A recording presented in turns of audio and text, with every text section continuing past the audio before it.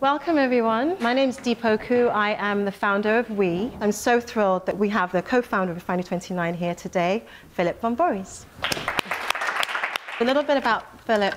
He co-founded Refinery in 2005 with his partner, Justin Stefano. The online magazine has obviously gone on to become the online destination site for women with 22 million unique users a month, which is incredible. Philippe takes particular responsibility for product marketing, for commerce, and for content strategy. Yes. Right? We like to begin these things in the early years. So I would like to just start by asking you about founding Refinery 29 way back then. I know that you bootstrapped the company, you didn't have investment at that time. So I'm just kind of curious, to know how you carried the company through in those early years. First things first, we launched Refinery 29.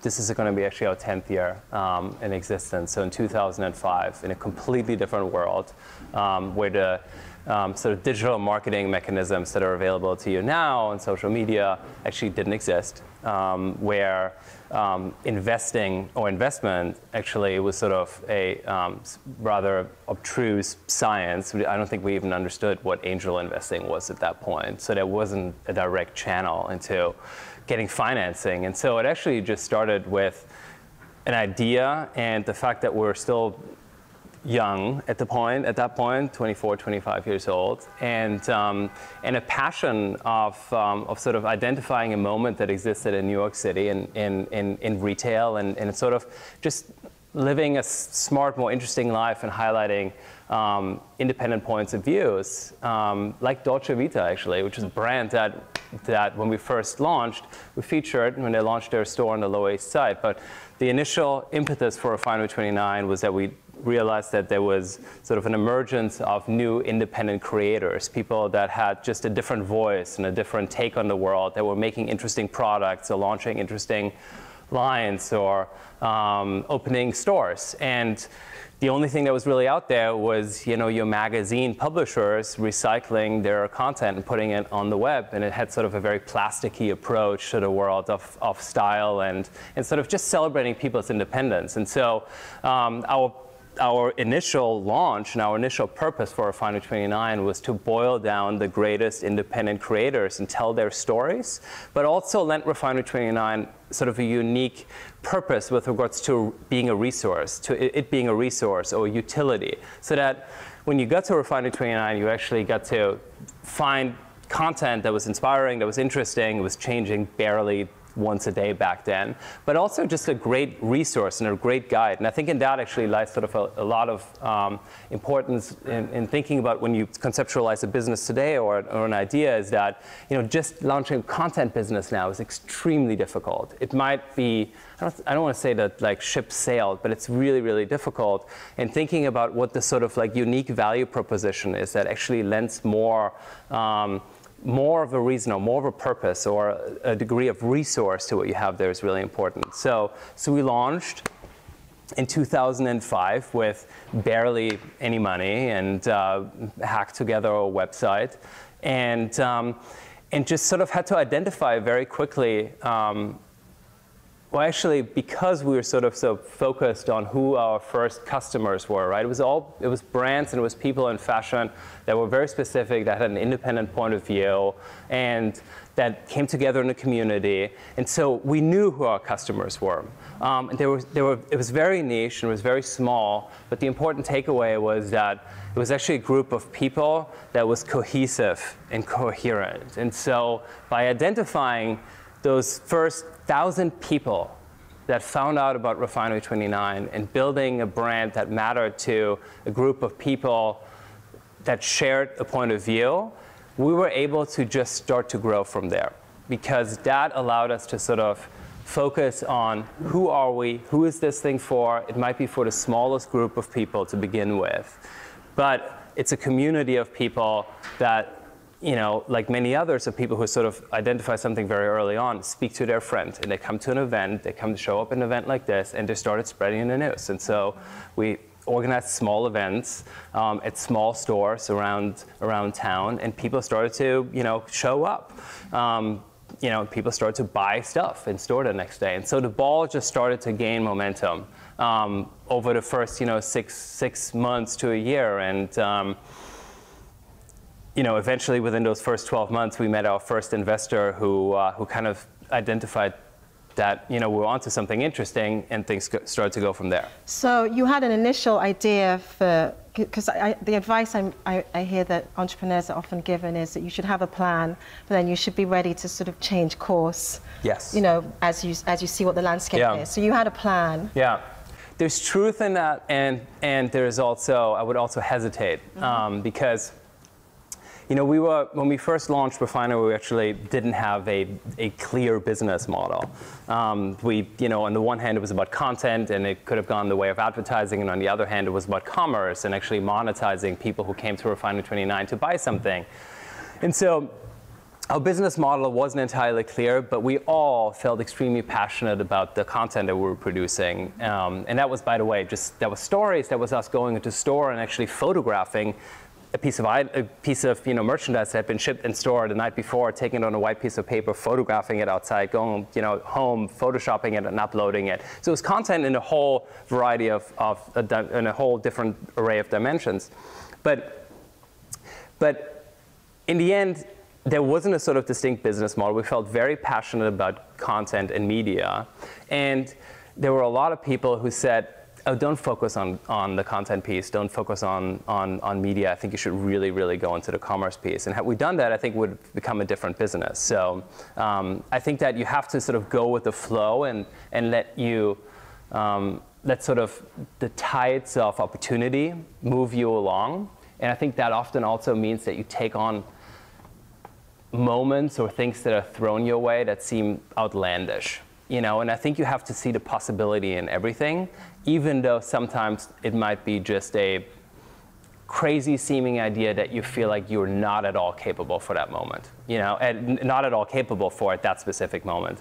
In 2008, in the depth of the recession, the city of New York approached us. We were in an office in Tribeca with 6 people working around a few desks, and they said, well, we have this 5,000 square foot space at 42nd Street and 8th Avenue in Port Authority, in the armpit of New York City.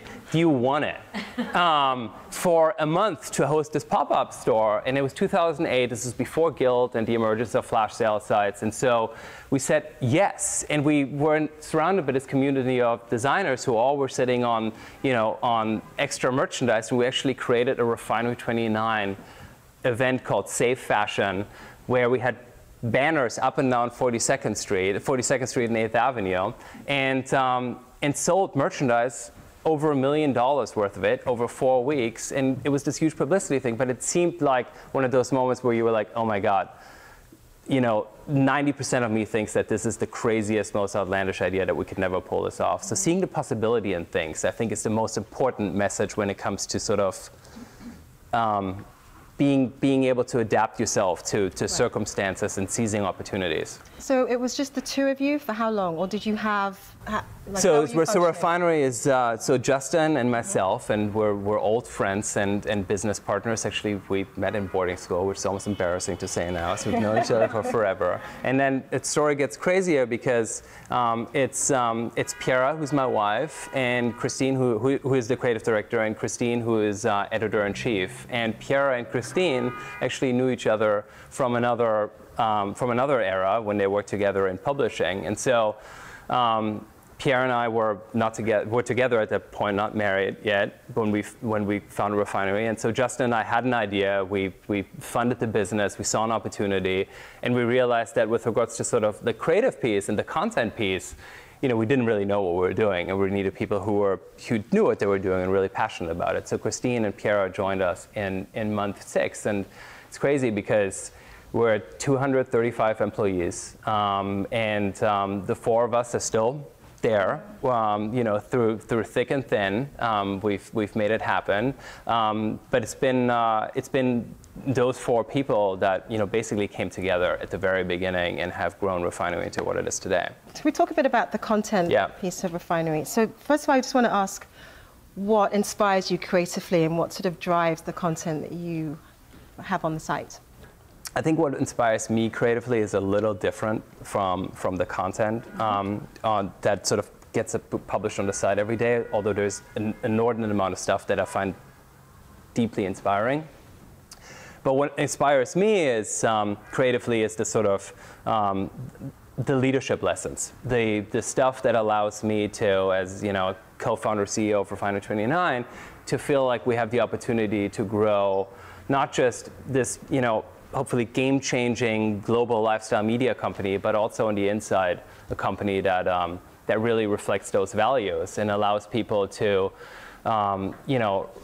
rise in their careers to unexpected places, to go sideways to new opportunities. And so, I'm always sort of looking at creatively at things that allow me to be a better entrepreneur, a better executive, and to inspire people in better and stronger ways. So, on the side, with regards to the content on Refinery 29 specifically, the stuff that inspires me now is the stuff that is putting us in a new dimension of content.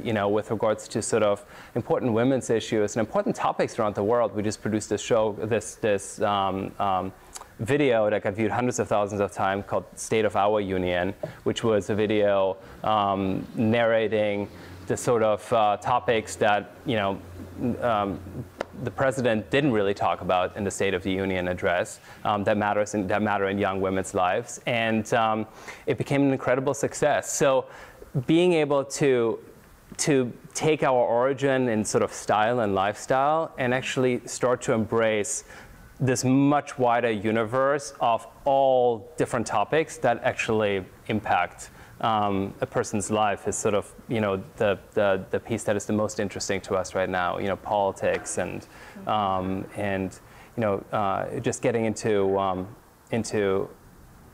sort of new topics. There's another thing that we just did an article that was fascinating.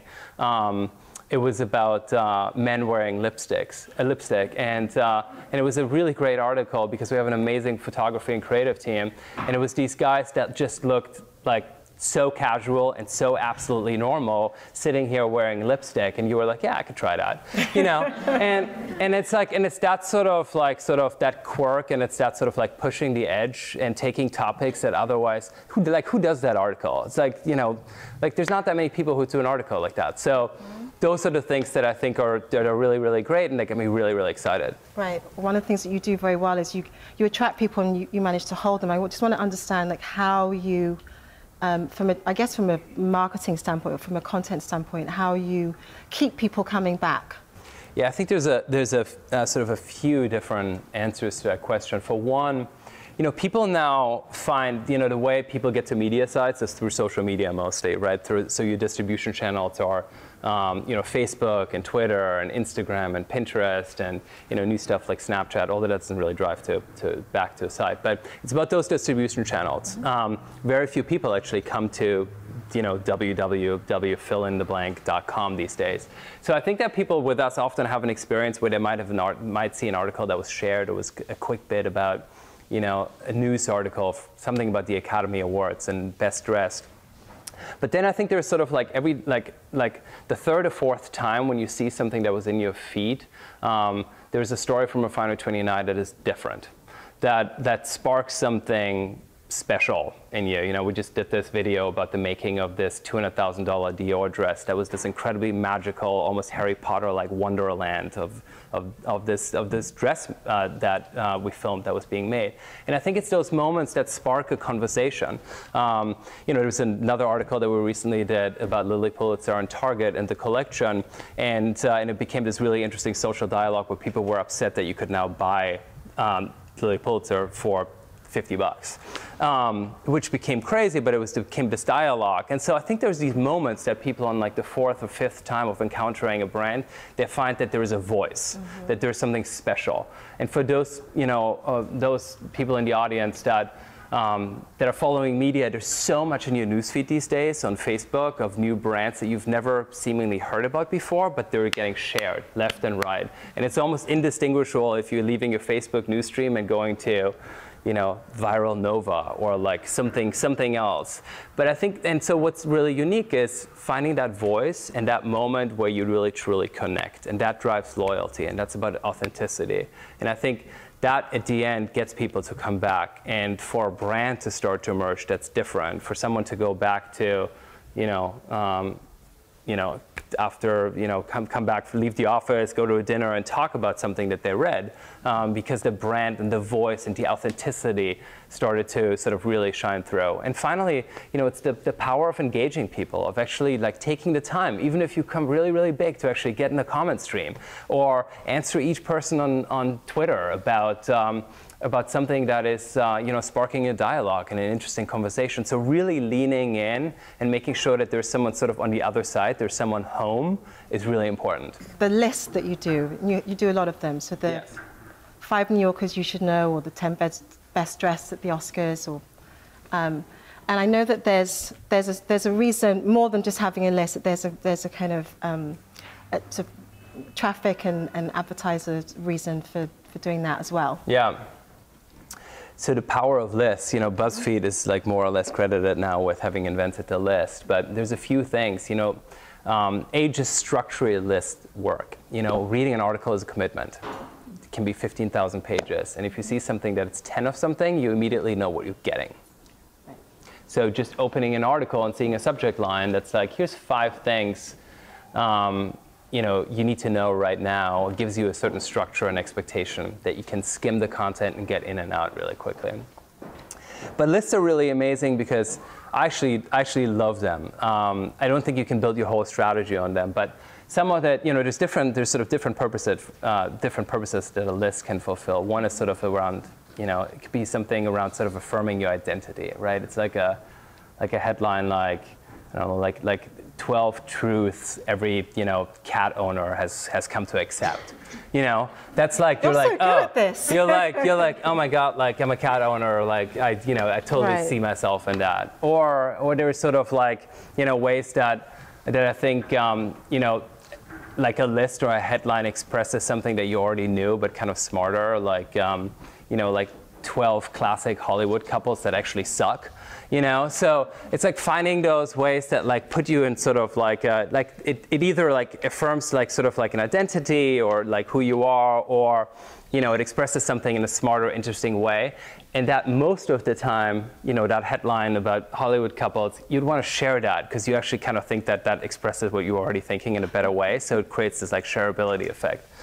So I think though, if you want to just build up your whole strategy around lists, it becomes extremely grading. At the end of the day, I think you actually need to also take the time to be able to go after more nuanced topics that won't appeal to as broad a topic as a list might get you to sort of a list will get the broadest possible group of people engaged.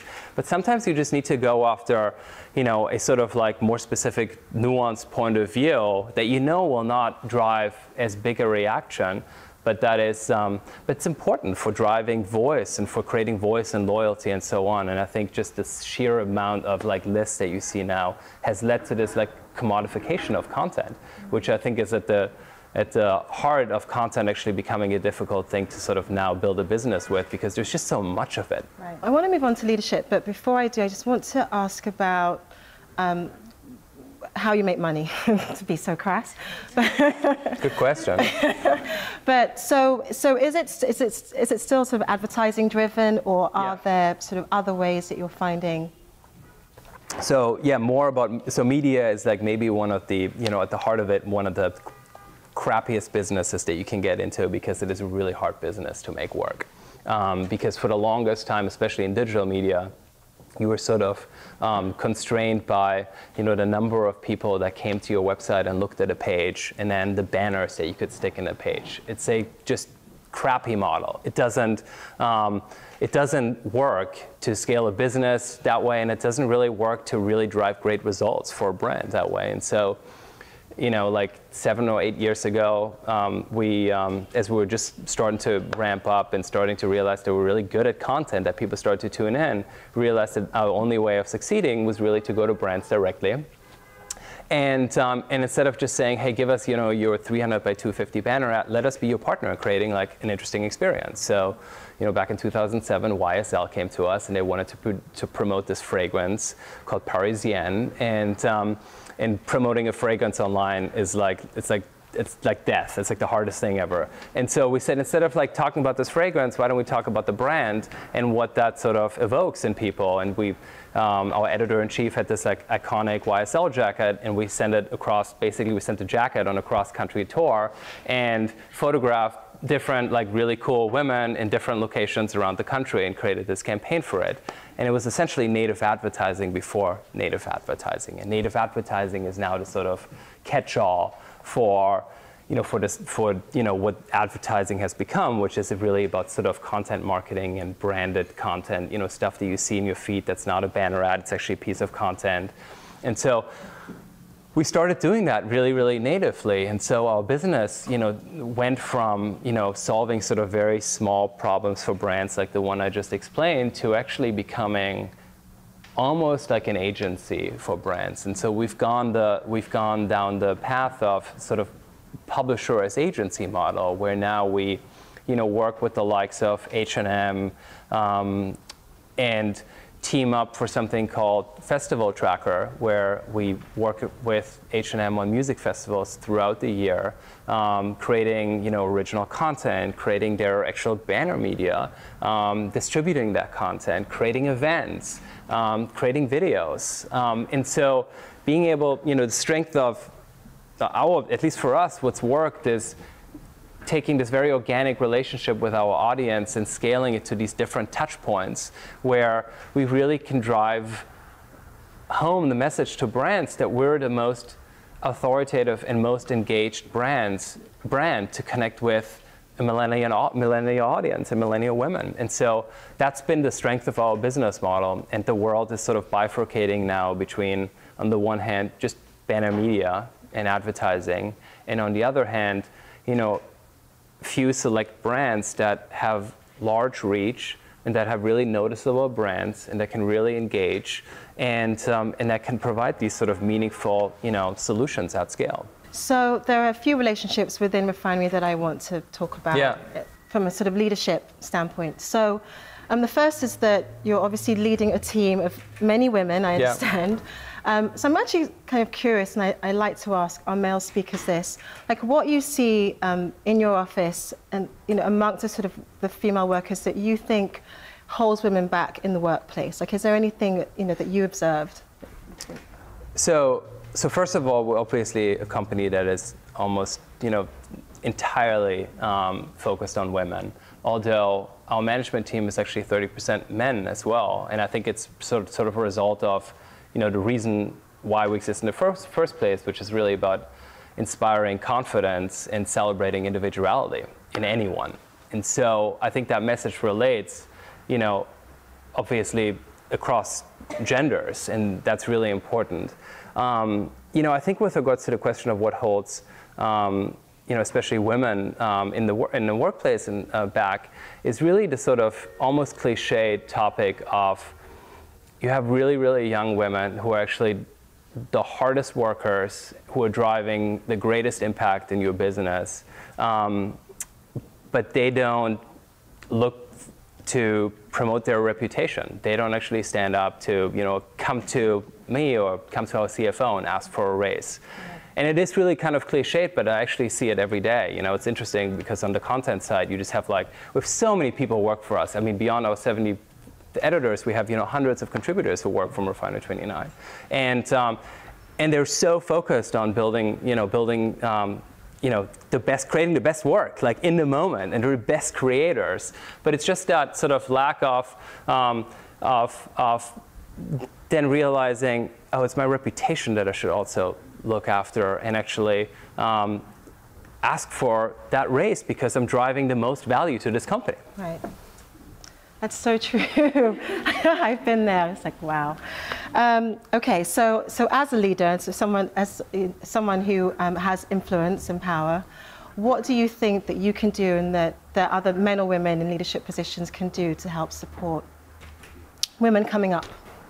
Well, for one, promoting women into really important leadership positions, especially women who started in entry-level positions and have just shown unbelievable talent in sending a message to others in the company that, hey, it's possible. We can create all these opportunities. I think that's a really important one.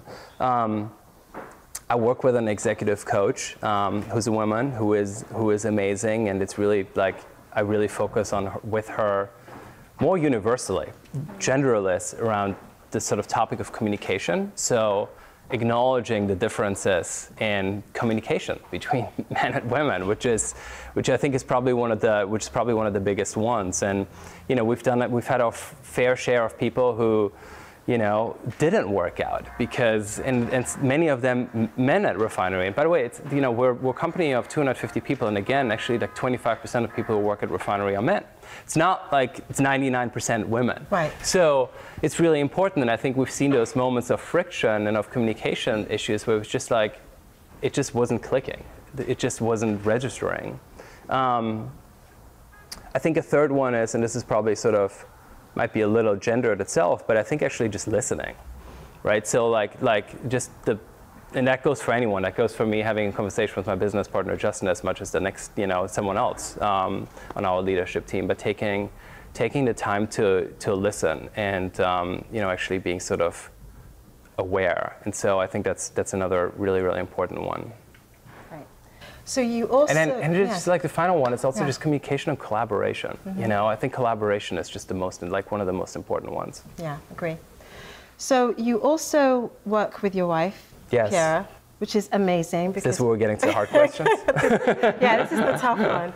I would kill my husband if I worked. Well, we tried and we nearly killed each other. So, so I'm actually kind of curious about how that works, how that dynamic works, and what your secret is. So we, this is the 10th anniversary of Refinery 29 this year, and it's our 10th wedding anniversary, and which is nuts because we got married when I was 25.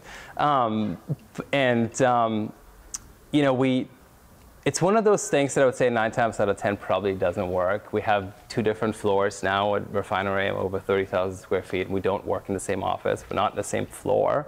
So there's a little bit of physical just separation, and Pierre is our creative director and runs this unbelievable creative team across photo and design and production and art, and has built what I think is one of the most just incredible creative teams in our space anywhere, with a lot of fun and sort of playfulness and hard work, but there's a true community there. And I think what works for us is the fact that I think we both have an enormous amount of respect for what the other person does. And I think that, for me, I see somebody who's so creative, who comes up with just like idea after idea after idea, and who's so quirky and has like so many amazing off-the-cuff, inspirational ideas.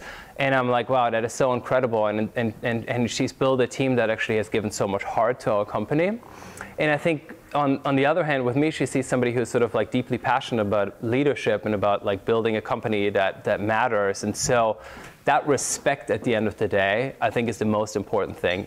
There's, by the way, so many moments where it's insanely hard and like just hard. And I think like one of the like most important things is that we actually don't commute together. In the morning, you need to have space. You need to just like get in the subway and be like, I gotta do my own thing. So, but it's been amazing. I mean, to me, it's actually probably been one of the most rewarding parts of the Refinery 29 story. And you also work with your college friend. Yeah. Boarding school. Boarding school. Okay, further back.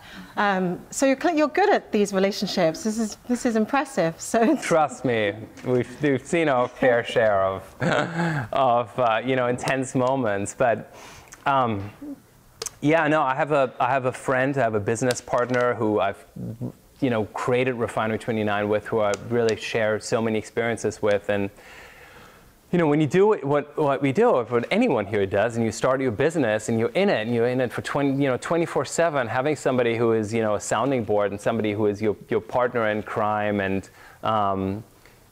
and somebody you can sort of share those experiences with is really important. But you need to be able to actually also tell them when,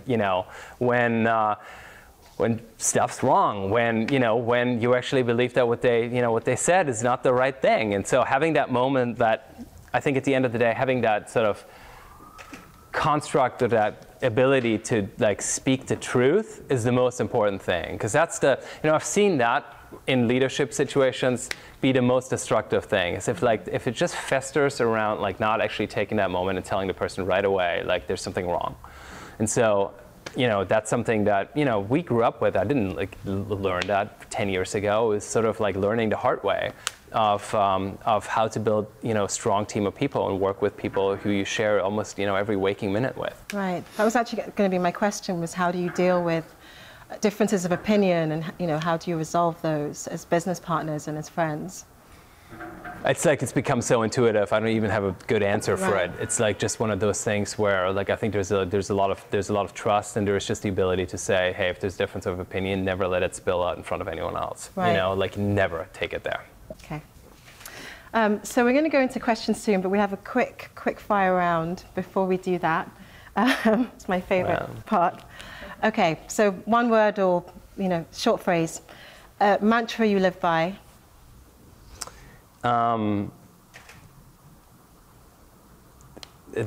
Forever forward. I like that. The best advice you've ever been given.